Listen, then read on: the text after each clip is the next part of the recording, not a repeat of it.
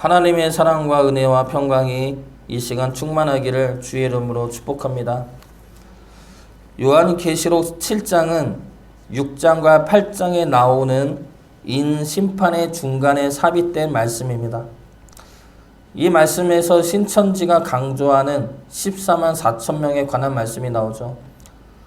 신천지에서는 14만 4천 명만이 등록하면 종말이 오고 이들만 구원을 받고 인침을 받는다고 주장하였는데 이 숫자는 그러한 숫자가 아닙니다. 7장의 말씀은 심판의 말씀이 아니죠. 심판 가운데 구원받고 보호받는 자가 누구냐라는 질문에 대한 대답이 7장의 말씀입니다. 6장 17절 말씀 보겠습니다. 6장 17절 말씀. 그들의 진노의 큰 날이 이르렀으니 누가 능히 서리오 하더라. 이 말씀은 6째 인을 떼고 나서 임하는 심판과 환난 가운데서 하는 말입니다. 이러한 심판과 종말 가운데 누가 능히 설 수 있느냐, 종말 가운데 누가 살 수가 있겠느냐, 이 질문에 대한 답이 오늘 7장의 말씀인 것입니다. 여기서 말하는 심판은 로마의 핍박이 아니죠. 세상이 주는 환난과 고난도 아닙니다. 하나님의 뜻이 이루어지는 이 세상을 향한 심판과 종말이죠. 죄로 인해 억울하신 세상을 향한 심판이며 하나님을 버리고 왕노릇하던 자로 인해 오염된 모든 피조물에 대한 심판입니다. 사람과 세상이 주는 환난과 핍박과는 비할 수 없는 완전한 심판과 멸망이죠. 그 가운데에서 누가 설 수가 있겠습니까? 그 가운데에서 누가 살 수가 있겠습니까? 바로 하나님의 교회만이 설 수 있다 말하고 있는 겁니다. 14만 4천은 구약의 12지파와 신약의 12제사를 곱한 수에 1000을 곱한 수입니다. 구약의 12지파는 하나님의 백성, 그리고 신약의 12제사는 하나님의 교회를 의미합니다. 그리고 1000은 완전수를 의미하기도 하고 많은 수를 의미하기도 합니다. 그러므로 14만 4천 명은 완전하면서 무수한 하나님의 교회의 성도를 의미하는 숫자입니다. 하나님의 교회만이 최후의 심판과 환난에서 살아날 수가 있습니다. 하나님을 믿는 자만이 최후의 심판과 환난에서 구원받게 될 것입니다. 오늘 말씀 통해 14만 4천 명이 의미하는 교회가 무엇인지 살펴보고 우리 역시 하나님의 인침을 받은 자가 되어 하늘 장막에 거할 수 있기를 주의 이름으로 축복합니다. 첫 번째로 14만 4천 명은 하나님의 군대를 의미합니다. 이 숫자는 구약의 12지파 그리고 신약의 12제사를 곱한 후에 1000이라는 완전수를 곱한 숫자라 하였습니다. 그러므로 하나님의 모든 교회, 하나님의 모든 백성들을 가리키는 숫자가 되는 것이죠. 그러면 이 자들은 무슨 일을 하는 자들입니까? 5절 말씀부터 8절 말씀을 보면 14만 4천 명이라는 숫자는 이스라엘 12지파별로 12,000명을 뽑은 숫자라 말씀하고 있습니다.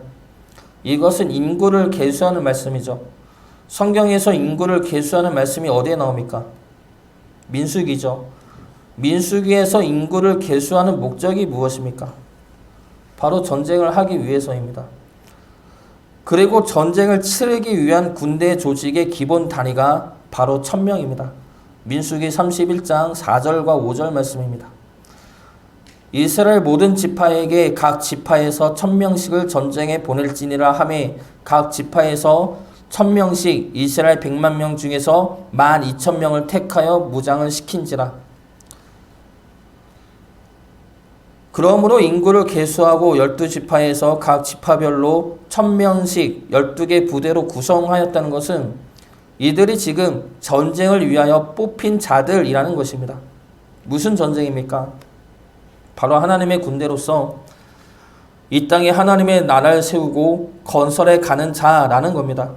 이 전쟁은 서로 싸우고 죽이는 전쟁이 아니죠. 우리가 하나님의 군대로서 하나님의 나라를 이 땅에 세우는 무기는 무엇입니까? 바로 주님의 십자가입니다. 주님이 보여주신 복음과 사랑이 우리의 무기여야 하는 것입니다. 전쟁에 계수된 지파를 오늘 말씀에서 보면 제일 먼저 기록된 지파가 어디입니까? 유다 지파이죠. 유다는 야곱의 12아들 중에서 첫째 아들이 아닙니다. 그럼에도 불구하고 유다 지파를 제일 처음에 기록한 이유가 무엇입니까? 유다 지파를 통해 예수님이 나오셨기 때문이죠. 그러므로 유다 지파를 통해 나온 예수님이 우리의 대장 되신다는 것을 말씀하고 있는 겁니다. 그리고 또 하나 여기서 볼 거는 이 12지파 중에는 레위 지파가 나옵니다. 7절 말씀에 나오죠. 그런데 이 레위 지파는 원래는 전쟁하지 않는 자들입니다. 그럼에도 불구하고 레위 지파를 뽑은 이유는 무엇입니까? 이것이 폭력적인 전쟁이 아니라 하나님의 말씀과 사랑을 무기로 하는 비폭력적인 전쟁임을 강조하기 위해서입니다. 그러므로 14만 4천 명이라는 숫자는 이 땅에서 하나님의 나라를 위해 전쟁하는 하나님의 군대를 의미하는 것입니다. 인터넷에 보면 아우키족 선교 영상이라고 8분짜리 영상이 있습니다. 실화를 다룬 영상인데 이 영상은 5명의 젊은이들이 남미 에콰도르에 있는 아우키족에게 복음을 전하여 갑니다. 그런데 이곳에 있는 부족들은 복수를 중하게 여기는 부족들이었습니다. 아버지가 죽으면 반드시 아들이가 복수를 해야만 하는 서로 죽고 죽이는 부족 중에 한 부족이었습니다. 그런 부족에 복음을 전하러 5명의 젊은이가 가죠. 그런데 5일 만에 원주민들의 창에 찔려 이 5명의 젊은이 모두는 죽임을 당합니다. 이러한 소식이 미국에 전해지자 미국에서는 이들 부족을 향해 분노하며 이게 무슨 낭비이냐며 격분합니다. 그러나 이들 5명의 순교당한 젊은이들의 아내와 아이들은 5년 후에 그 부족을 찾아갑니다. 그리고 복음을 전하며 섬김의 활동을 합니다. 시간이 흘러서 그 부족 사람들은 자신을 선교하러 온 이들이 자신들이 5년 전에 죽인 젊은이들의 아내와 아이들임을 알고 하나님을 영접하게 됩니다. 그리고 젊은이를 죽인 사람은 아우키족의 목사가 됩니다. 실화이죠. 그리고 이 내용으로 만든 영화도 있습니다. 그 영화에는 이런 글이 있습니다. 용서와 사랑으로 세상을 변화시키다. 실제로 이들은 용서와 사랑으로 그들을 변화시키고 그들을 구원해내고 그곳에 하나님의 나라를 건설했습니다. 하나님의 나라는 주님을 대장으로 따르며 주님의 방법으로 하나님의 나라를 세우는 자들입니다. 사랑으로 복음을 전하는 자들이죠. 이것이 무슨 거창한 순교나 선교를 의미하는 것이 아니죠. 분노를 한번 참아주고 분노와 원망의 말을 한번 참아주고 비난과 욕설을 멈추고 이해하려 하는 것, 우리 자녀들한테 화내지 않고 좋은 말로 타이르는 것, 이러한 것들 모두가 하나님의 나라를 세우기 위한 영적인 전쟁이라는 것입니다. 그 전쟁에서 승리하시길 바랍니다. 하나님의 군대가 되어 이 땅에 하나님의 나라를 건설해 나가는 주의 군사가 되어 최후 심판과 환난 가운데서도 능히 설 수 있기를 주의 이름으로 축복합니다. 두 번째로 14만 4천 명은 승리한 언약의 백성입니다. 1절 말씀을 보면 사방의 바람은 땅을 향하여 부는 심판과 환난을 의미하죠. 그 심판을 멈추고 천사가 올라와 하나님의 종들에게 인을 칩니다. 그 종들의 수가 14만 4천 명이죠. 이 인은 하나님의 것이라는 표시입니다. 이 인은 하나님의 것이며 하나님의 소유된 하나님의 백성이라는 의미죠. 그러므로 이 인침을 받은 자는 하나님의 것이기 때문에 하나님이 지키시고 보호하신다는 것입니다. 그러므로 인침을 받은 자들은 심판과 환난 중에서도 하나님의 보호하심으로 인해 무너지지 않고 서 있을 수 있다는 겁니다. 이 자들이 14만 4천 명의 이 자들이 9절에 보면 아무도 능히 셀 수 없는 큰 무리가 됩니다. 왜 14만 4천 명에서 셀 수 없는 큰 무리로 되었는지는 장소에 따른 변화입니다. 14만 4천 명은 이 땅에 믿는 하나님의 군대이죠. 하나님의 자녀들이고 교회들입니다. 그 수가 하늘에 올라가면 능히 셀 수 없는 큰 무리가 되는 것입니다. 숫자는 중요하지 않습니다. 실제 이 숫자만 구원받는 것이 아니죠. 숫자가 의미하는 것이 중요합니다. 땅에서는 이 14만 4천 명으로 대표되는 것이 하나님의 군대라면 하늘에서 하나님의 자녀들이 하늘에서는 능히 셀 수 없는 큰 무리가 됩니다. 그러한 능히 셀 수 없는 큰 무리가 되었다는 것은 이것이 하나님의 언약이 성취된 하나님의 백성임을 알려주기 위함이죠.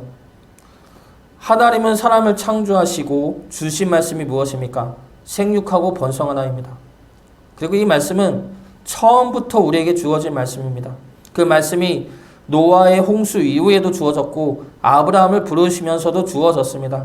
이 말씀은 그들을 향한 명령이면서 하나님이 이루어내시겠다는 약속의 말씀이죠.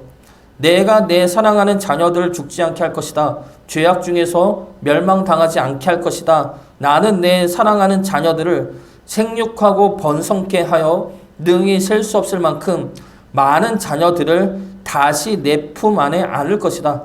이것이 하나님의 약속이면서 마음이고 계획입니다. 그 자들이 지금 흰 옷을 입고 손에 종려 가지를 들고 보좌 앞과 어린 양 앞에 섭니다. 흰 옷과 종려 가지는 승리를 의미하고 보좌 앞과 어린 양은 하나님과 예수님을 의미하죠. 이 말씀은 우리의 승리를 의미하는 말씀입니다. 하나님은 하나님의 약속대로 하나님의 백성들을 셀 수 없을 만큼 많이 구원해내고 계시며 그 자들은 결국 승리한 하나님의 자녀들이라는 것입니다. 이 승리는 미래가 아닙니다. 이미 승리한 하나님의 백성들이고 지금도 승리하고 있는 하나님의 백성들이며 최후의 때까지 승리할 하나님의 백성들입니다. 하나님이 지금 이 말씀을 하고 있는 이유는 로마에 의해 순교를 당하고 있는 이들에게 너희들은 이미 승리한 하나님의 백성이라는 말씀을 주기 위해서입니다.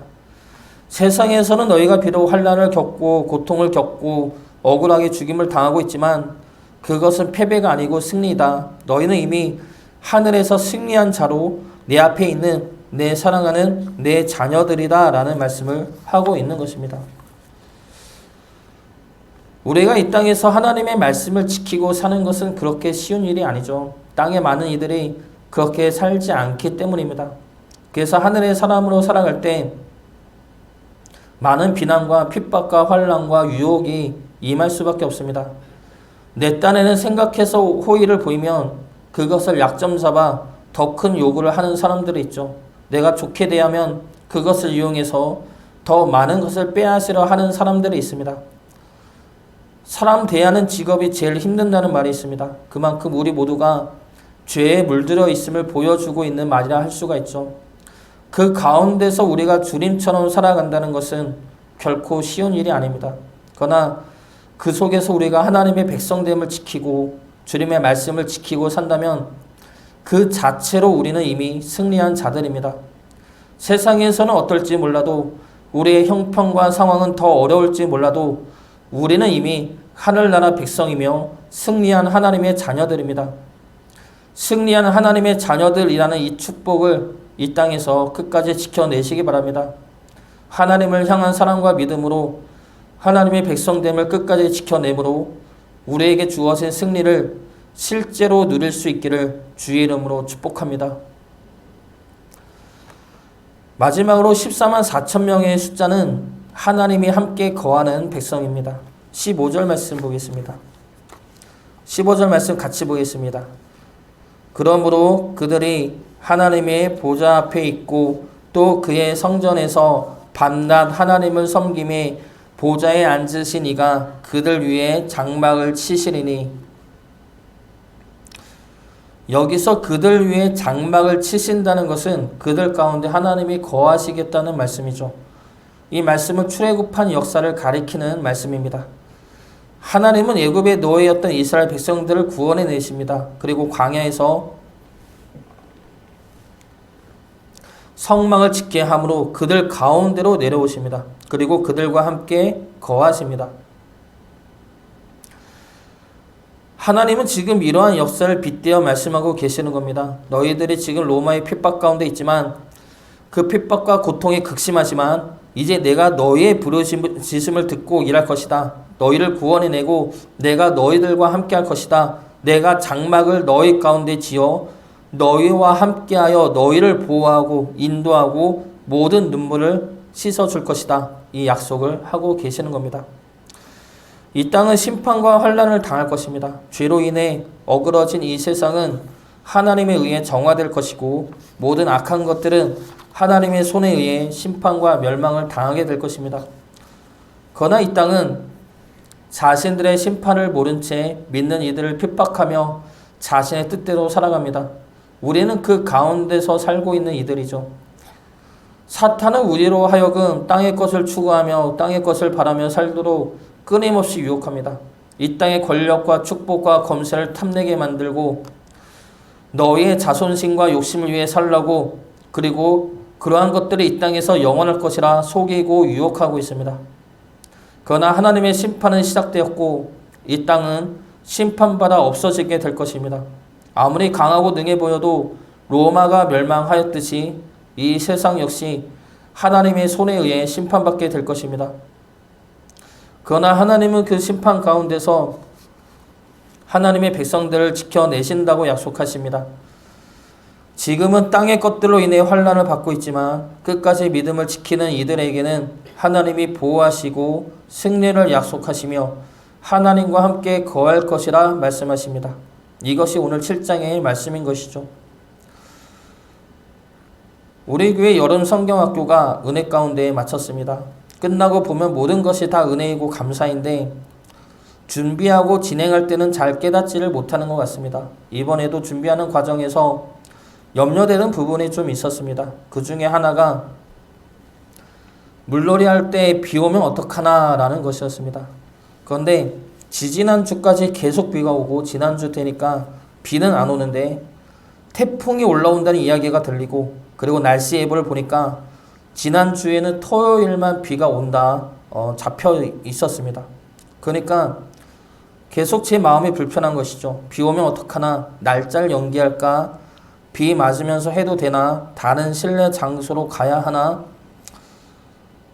이런 염려와 고민들이 있었습니다. 그리고 이러한 염려는 토요일날 수영장 갈 때까지 계속되었습니다. 애들 태우고 교회에서 출발할 때 비가 내리면서 수영장에 도착할 때까지 비가 계속 왔던 것이죠. 그런데 도착하니까 다행히도 비가 멈추었습니다. 그러면서 아이들 데리고 수영장 가서 수영하는 것을 바라보았는데 그 수영장 위에는 그물이 쳐져 있었습니다. 차광막이라고 해야 하나 그런 것들이 있어서 그 그물망이 햇빛을 가려주고 있는 겁니다. 그래서 아이들이 물놀이하기에 불편하지 않도록 그 그물망이 햇빛을 가려주고 비가 오면 비를 막아주고 있었던 겁니다. 그 모습을 보면서 생각나는 것이, 깨달은 것이 이번 성경학교를 하나님이 저러한 모습으로 우리 친구들을 위해 함께하고 계셨구나 라는 것이었습니다. 내가 염려하고 불안했던 그 모든 일들은 하나님이 이미 준비해 놓으셨고 이끄시고 다스리셨구나 라는 것이었습니다. 우리 삶도 이와 같다 생각합니다. 우리는 비가 올까 염려하고 비가 안 오면 햇빛이 뜨거울까 염려합니다. 그래서 비가 오면 어떡하지, 해가 뜨거우면 어떡하지 라면서 아직 오지도 않은 비와 햇빛을 염려하고 근심합니다. 그런데 우리가 막상 가보면 하나님이 이미 우리 위에 장막을 쳐 놓으시어 비가 오면 비를 막아주시고 해가 뜨거우면 해를 가려주고 계십니다. 하나님이 이미 예비해 놓고 우리를 기다리고 계시다는 것이죠. 우리가 할 것은 염려와 근심 속에서도 하나님의 장막이 우리 위에 임하고 있음을 믿음으로 한 걸음씩 나아가야 하는 것입니다. 그러면 우리 발걸음마다 하나님의 장막이 우리를 덮고 보호하고 계심을 보고 증거하게 될 것입니다. 하나님의 승리를 믿고 붙으시기 바랍니다. 이 땅에 하나님의 나라를 복음과 사랑으로 세우시고 우리 믿음을 끝까지 지키시어 우리의 모든 수고와 인내와 열심과 믿음이 기쁨이 될 수 있기를, 그리고 주품 안에서 위로가 될 수 있기를 주의 이름으로 축복합니다.